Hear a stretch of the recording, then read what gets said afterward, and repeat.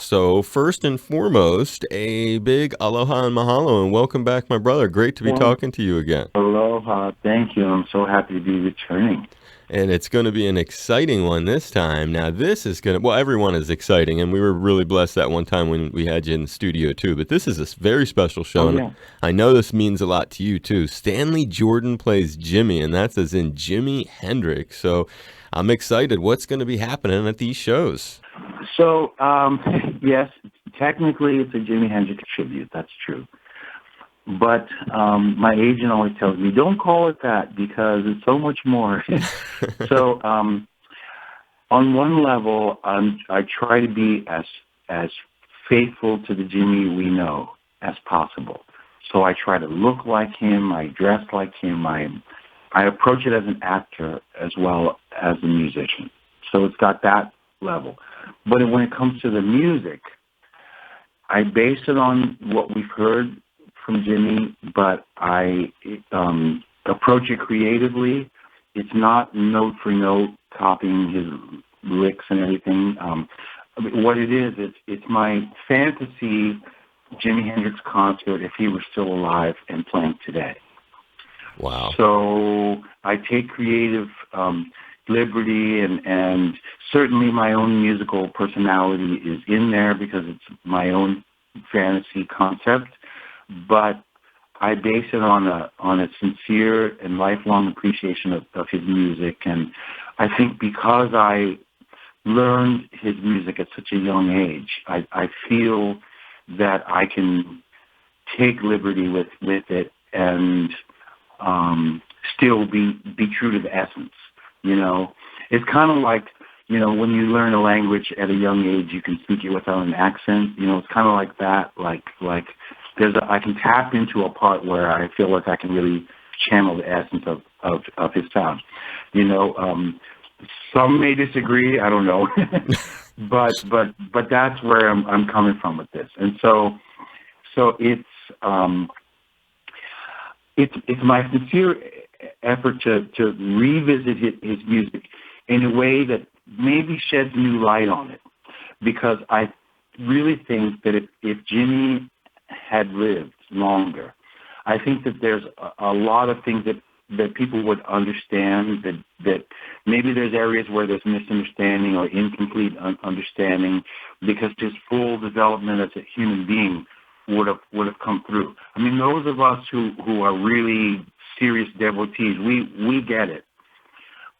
But I still run into people today who think that he died of a heroin overdose. I mean, no, you know, Jimmy was not a junkie. You know, there's just so much. Let me just say this, okay? I'm just gonna put it out there, okay? I feel that Jimmy embodies all of the greatest things about America. You know, you have the fierce independence, you know, the Wild West, the individualism. That's important to America, and not obviously we know that about Jimmy. They said, why do you wear all those crazy clothes and stuff? And he said, because I'm tired of the same old thing, you know. And then you also have the creativity. Part of the reason why American music has become so important around the world is because of the creativity. Well, the creativity, a lot of that comes from the intermixing of all the different influences, the sort of multiculturalism of America. That's a part of the soul of what America is. And Jimmy certainly embodies that, even just from his DNA, all the different mixes that made him who he was genetically and as well as culturally, all the different influences he had. And that adventurism, the fact that he went out there, he joined the army, he traveled all around the USA, he went to England to get his career off the ground, that adventurousness, the explorer, that's also a big part of America. And then you have the whole love and peace thing. You know, people have different views, and when it gets dicey sometimes when you talk about politics. But I think it's really important to point out that despite errors that America may have made here and there, America's been has really held this world peace thing together, pretty well. I would say for the last 70 or 80 years or whatever. We're in a difficult period now, but overall, we've had relative stability in the world. Like the thing they call the Pax Americana, and so what it points out is that peace doesn't have a political bias. Peace is something that's universal. Eisenhower campaigned, the Republican Eisenhower campaigned on a platform of peace. And I think that when people started rolling their eyes and saying, oh, this whole love and peace thing, this is some kooky liberalism, that's when I really feel that America began to lose its way. I'm just putting it out there. This is my sincere opinion here, and that I feel that if we can revisit that moment when love and peace was the number one message that was getting out there, and that's the world that Jimmy comes from, and that's the world that Jimmy was trying his most to promote. If we can revisit that, then I feel that we can kind of start to find our way again. And by the way, I think that his patriotism was sincere. When he was on Dick Cavett show, and Dick Cavett said, he showed the clip of Jimmy playing at Star Spangled Banner at Woodstock, and he said, "Oh, I'm going to get hate mail because you did this traditional song in an unorthodox manner." And Jimmy said, "I didn't think it was unorthodox. I thought it was beautiful." Right. And I remember that moment. I'm like, "Oh my God, yes." I felt so good. And then in another interview, they said, "Well, why do you play the national anthem?" He said, "Well, I'm an American," And so this is a part, because we look at the whole '60s culture and the spiritual awakening around that. History is kind of looking at that as like an aberration, like, oh, people got weird, but now they came back to their senses or whatever. But I see it as the opposite. I think that people were really waking up to the larger truth. And in fact, I think that there's one thing that the right wing actually is understanding better than the left wing, and that is, okay, I believe in truth. I definitely believe in truth, but I also believe in creating the world that you want. Like they say, act as if, and so it shall be. And at that time, you remember the whole thing about the Age of Aquarius and all of this. Let's review, shall we? Okay, the idea behind that was that if you look at the rotation of the Earth, there's this thing called the precession, and it wobbles every 26,000 years is one wobble, and it goes around the zodiac. So if you take 26,000 years divided by the 12 signs of the zodiac, then each age is about 2,000 years. So the idea was we are entering into a period of 2,000 years of peace and harmony.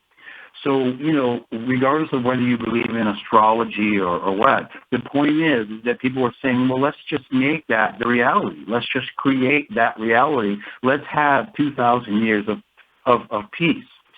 And so my point is that by bringing back that element of Jimmy's message, it helps to reorient us to that point. No. Let's not get off the track here. Let's get back to this idea of this age that we're in. Why not? We can do whatever we want.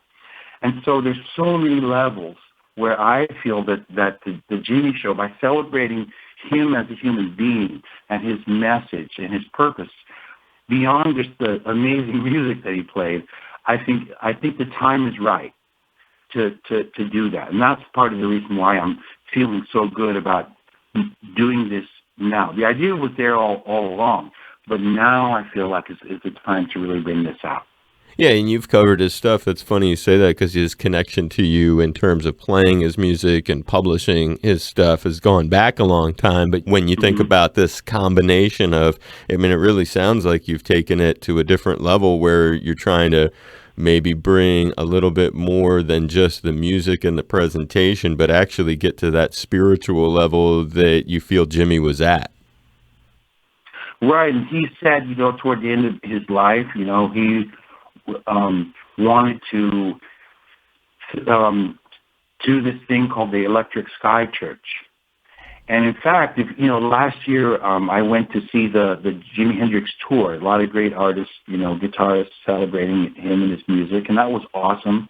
I hope to join them someday. They've been doing it every year. It was a great show, and they called it the Electric Sky Church, and I was so glad that they did because, that's the point: is that music does have a spiritual value, and that spiritual value transcends any kind of religious or theological doctrine that people might have. It's something that's universal, and I mean, this starts to get into the larger thing beyond just Hendrix, but looking at music as a whole. There's a lot of different ways to understand that. Like, for example, if we want to look at the soul aspect of it, like the spiritual part of the self, of the individual self, but the spiritual part of the self, jazz or any kind of deeply improvisational music addresses that, because you have this whole idea of creative expression, express yourself. And so, people have to grow, they have to mature, they have to have a sense of who they are in order to express who they are, and as they grow, as they mature, their music deepens, and people listen for that. It's like a wine, becoming more aged and more delicious, and as a musician, we're sort of called to really get to know who we are and stand up for who we are in order to enhance the music, in order to make that deep level of music that people are waiting for us to get to.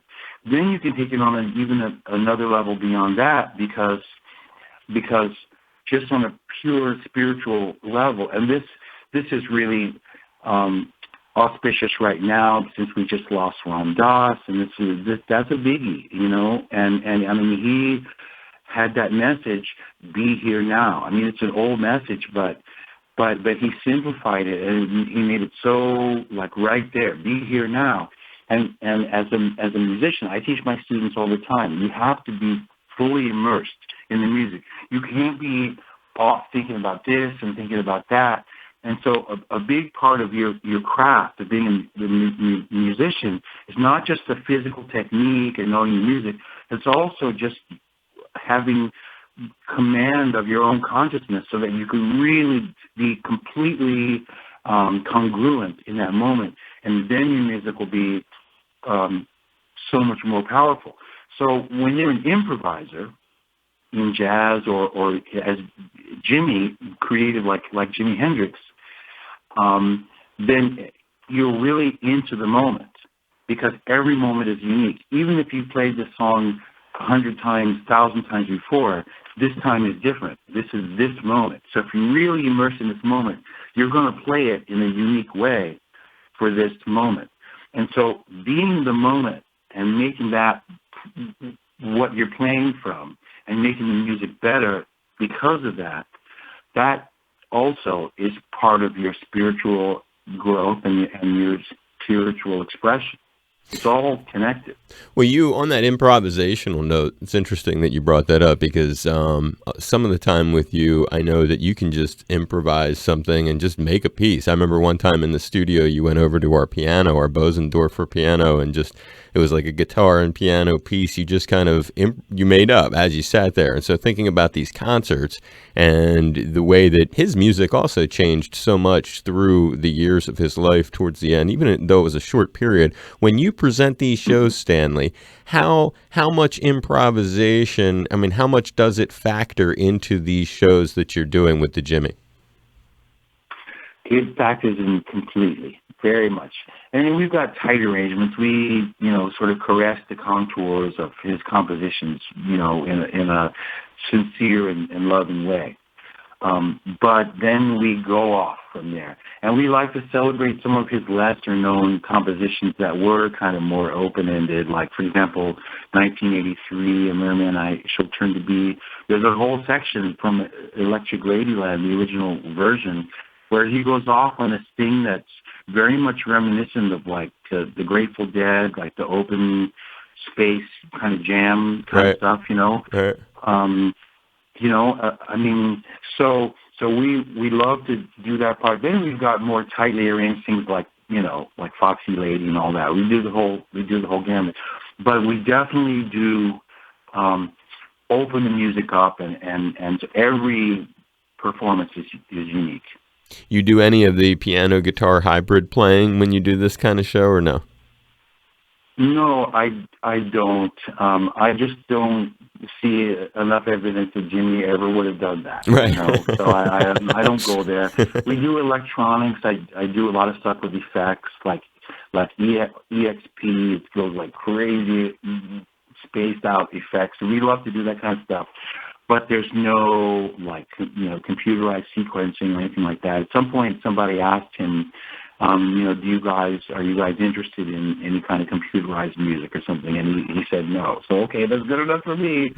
Personally, as Stanley J, you know, I have areas where I'll embrace that in certain areas of my music, but I don't bring that into the Hendrix stuff. Yeah, no, I get it. You compartmentalize it to where you think it's meant to be, and when it comes to the set too. Before I wrap it up with you, how do you do a completely different set each night? Because you mentioned you have certain arrangements, you've got them down kind of tight. You know what sort of maybe the crowd might expect, but then when it comes to the overall body of the set, are you moving it around a lot each show?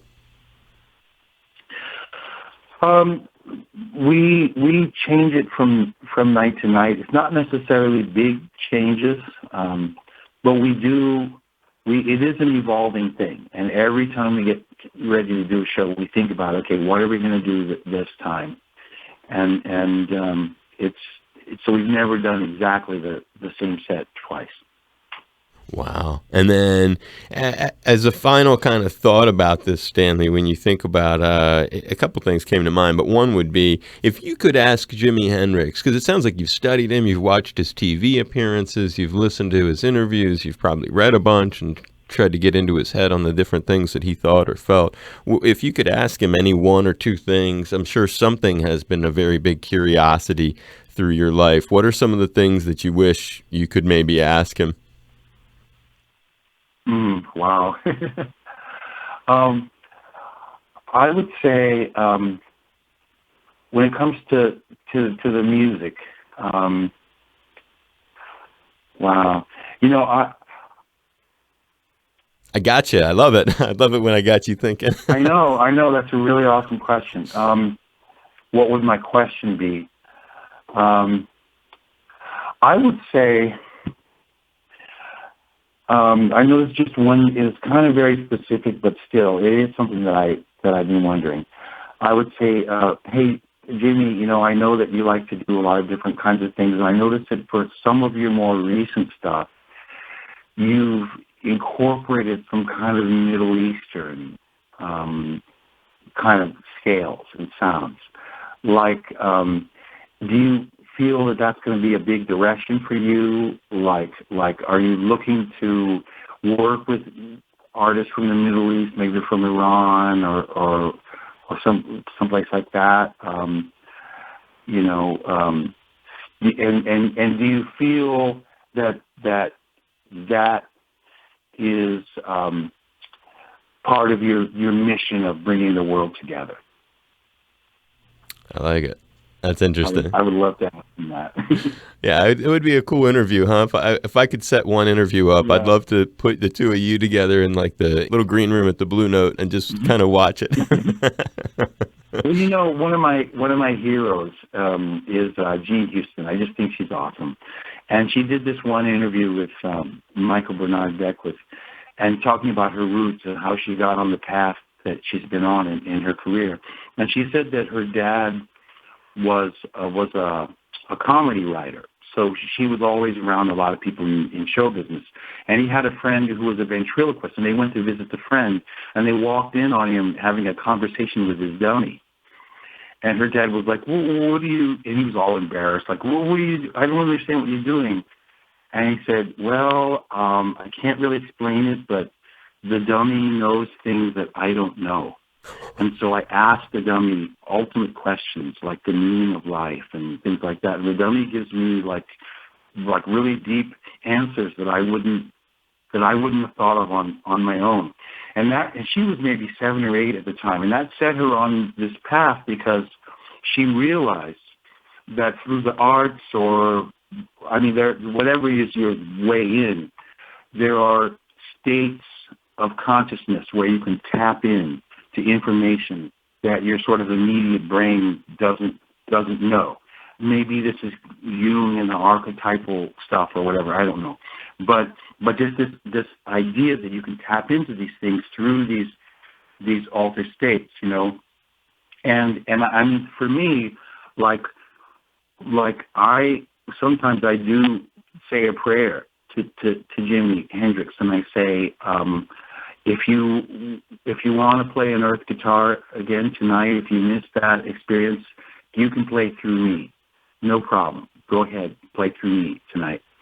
And, you know, I don't know. It's so mysterious. Is that what actually happens? I don't know how to explain it. But I do know that helps me to get into the state where I really feel like I'm authentically connecting with the essence of his music.